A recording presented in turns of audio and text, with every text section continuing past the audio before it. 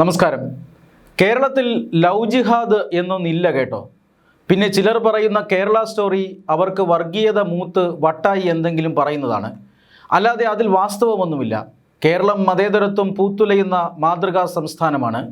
ഇവിടെ ആ മതസൗഹാർദ്ദം ഇല്ലാതാക്കാനുള്ള ചിലരുടെ ശ്രമത്തിൻ്റെ ഭാഗമായിട്ടുള്ള കള്ളക്കഥയാണ് കേട്ടോ ഈ ലവ് ജിഹാദ്.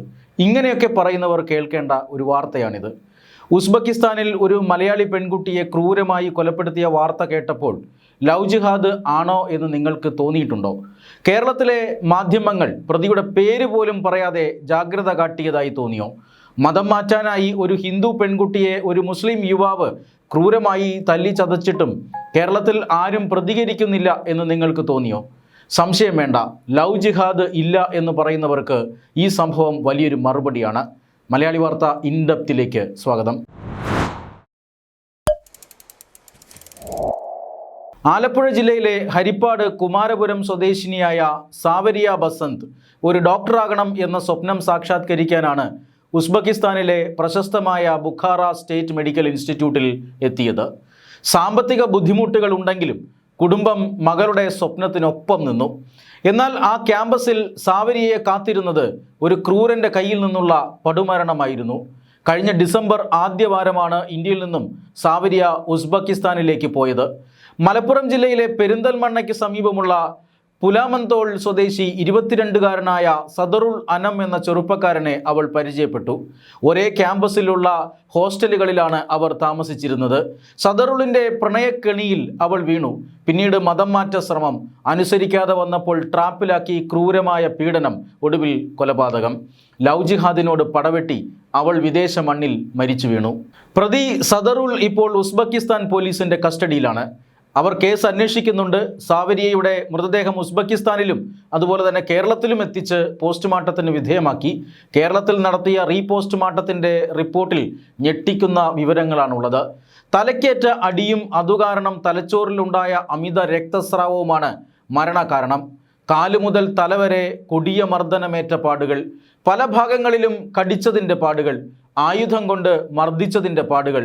ക്രൂരപീഡനത്തിൻ്റെ ഈ പാടുകൾ നിർബന്ധിത മതപരിവർത്തന ശ്രമത്തിൻ്റെ തെളിവാണ്. കുടുംബം ഉന്നയിക്കുന്ന പരാതിയും ഇതുതന്നെയാണ്.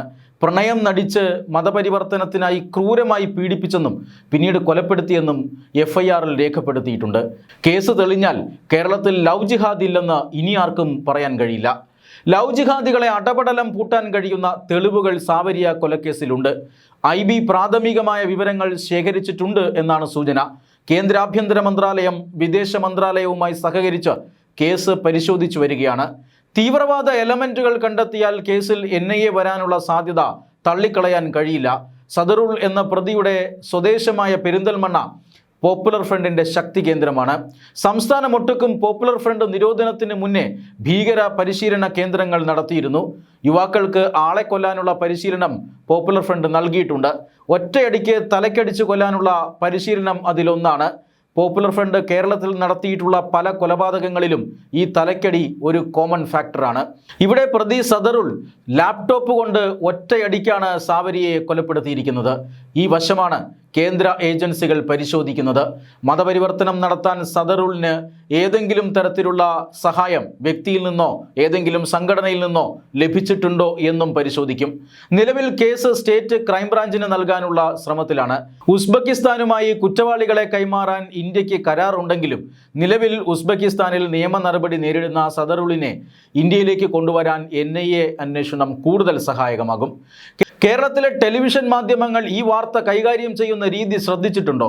ആന പിണ്ടമിട്ടാൽ പോലും 24 മണിക്കൂർ ലൈവ് ചെയ്യുന്ന മാധ്യമങ്ങൾ ഈ വിഷയം ഒന്നോ രണ്ടോ വരിയിൽ ഒതുക്കുന്നത് എന്തുകൊണ്ട്? പ്രതിയുടെ പേര് പറയാതിരിക്കാൻ പോലും ചില മാധ്യമങ്ങൾ ബോധപൂർവം ശ്രമിക്കുന്നത് എന്തുകൊണ്ട്? സദറുൾ അനമാണ് ഈ കൊലപാതകി എന്ന് പറയാൻ മാധ്യമങ്ങൾക്ക് ഭയം എന്തിനാണ്? റൂട്ട് മാപ്പും AR VR XR ജാലവിദ്യകളും ഇപ്പോഴത്തെ പുതിയ ട്രെൻഡായ AI വീഡിയോകളും ആടിനെ പട്ടിയാക്കുന്ന ഇൻട്രോയോടുകൂടിയ അന്തിച്ചർച്ചകളും ഈ വിഷയത്തിൽ എന്തുകൊണ്ടില്ല? വായ മൂടിക്കെട്ടാൻ മതേതരത്വത്തിൻ്റെ പിന്നിൽ ഒളിച്ചിരിക്കുന്ന ഒരു വലിയ സംഘം കേരളത്തിൽ ഉണ്ട് എന്നുള്ളത് മാത്രമാണ് ഉത്തരം. പ്രതിയെ രക്ഷിക്കാൻ വലിയ ശ്രമങ്ങളുണ്ടാകും. പെൺകുട്ടിക്ക് അതിദാരുണമായ നീതി നിഷേധമുണ്ടാകാം. FIR-ൽ നിന്നും ലവ് ജിഹാദ് പരാമർശങ്ങൾ ഒഴിവാക്കാനുള്ള ശ്രമങ്ങളും ഉണ്ടാകാം. പൊതുസമൂഹം ജാഗ്രത കാട്ടണം. ഈ സദറുളിൻ്റെ അച്ഛനും അമ്മയും സർക്കാർ ഉദ്യോഗസ്ഥരാണ്. സഹോദരൻ ഡോക്ടറാണ്.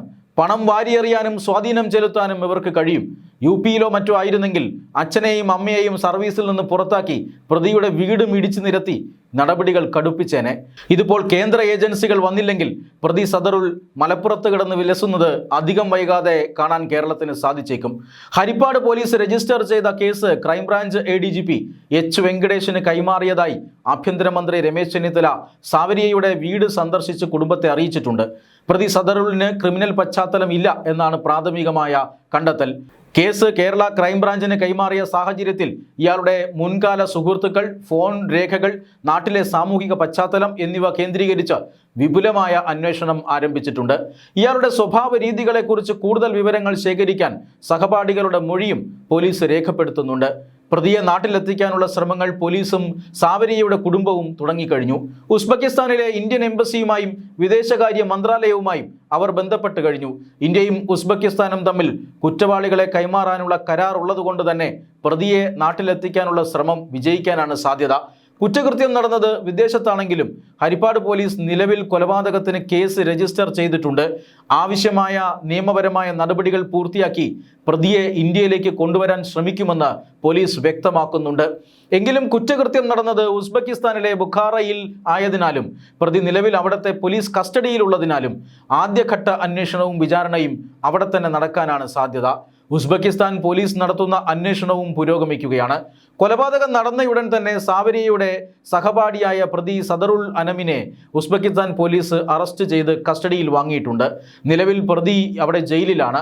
ഇരുവരും തമ്മിലുണ്ടായ തർക്കത്തിനൊടുവിൽ പ്രതി ലാപ്ടോപ്പ് ഉപയോഗിച്ച് സാവരിയയുടെ തലക്കടിച്ച് കൊലപ്പെടുത്തിയെന്നാണ് അവിടുത്തെ പോലീസ് വ്യക്തമാക്കുന്നത്. കൊലപാതകത്തിന് ശേഷം ഉസ്ബെക്കിസ്ഥാനിലെ ആശുപത്രിയിൽ വെച്ച് പോലീസ് സാവരിയയുടെ ആദ്യ പോസ്റ്റ്മോർട്ടം നടപടികൾ പൂർത്തിയാക്കിയിരുന്നു.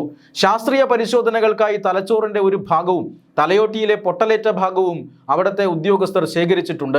സാവരിയയുടെ ശരീരത്തിൽ മാരകമായ മർദ്ദനമേറ്റ പാടുകൾ ഉണ്ടെന്ന വിവരം ഉസ്ബെക്കിസ്ഥാൻ അന്വേഷണ ഉദ്യോഗസ്ഥരാണ് അവിടെ എത്തിയ ബന്ധുക്കളെ ആദ്യം അറിയിച്ചതും ചിത്രങ്ങൾ കാണിച്ചതും. നിർബന്ധിത മതപരിവർത്തന ശ്രമങ്ങളെക്കുറിച്ച് കുടുംബം ഉന്നയിച്ച ആരോപണങ്ങൾ ഉസ്ബെക്കിസ്ഥാൻ പോലീസ് ഔദ്യോഗികമായി ഇതുവരെ സ്ഥിരീകരിച്ചിട്ടില്ല. ലഭ്യമാകുന്ന തെളിവുകളുടെ അടിസ്ഥാനത്തിൽ ഈ കാര്യവും അന്വേഷണ പരിധിയിൽ വരുമെന്നാണ് റിപ്പോർട്ടുകൾ. ഉസ്ബെക്കിസ്ഥാൻ പോലീസ് ശേഖരിച്ച കേസ് ഡയറിയും കണ്ടെത്തലുകളും ഇന്ത്യൻ എംബസി വഴി കേരള ക്രൈംബ്രാഞ്ചിന് കൈമാറാനുള്ള ഔദ്യോഗിക നടപടികളും പുരോഗമിക്കുകയാണ്.